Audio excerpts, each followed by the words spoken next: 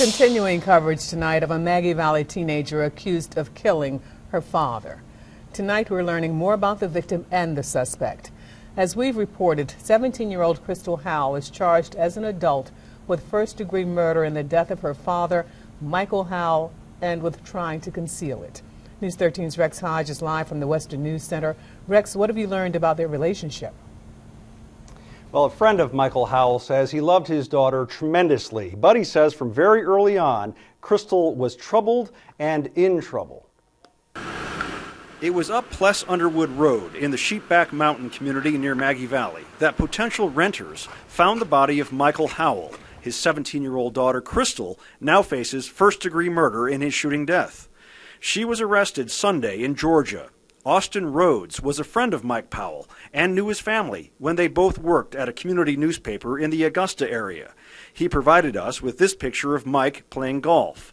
Rhodes is a radio talk show host now and says Crystal was troubled even as a young girl. Had a juvenile history that involved violence, arson, and destruction of property. Rhodes says Crystal was constantly running away. When her parents divorced, it was her father's belief that a lot of the medication that was being suggested for her and a lot of the therapy and treatment was being suggested for her was not necessarily something that he believed in. Rhodes says Crystal has many problems. Yeah, I think probably the most accurate, at least as far as my perspective goes, is that she is a pretty good example of a classic sociopath. She's in jail in Georgia awaiting extradition back to Haywood County. And I have been told by people that have interviewed her since her arrest that she shows very little sign of emotion or remorse. The case, including exactly when Mike Howell died, remains under investigation.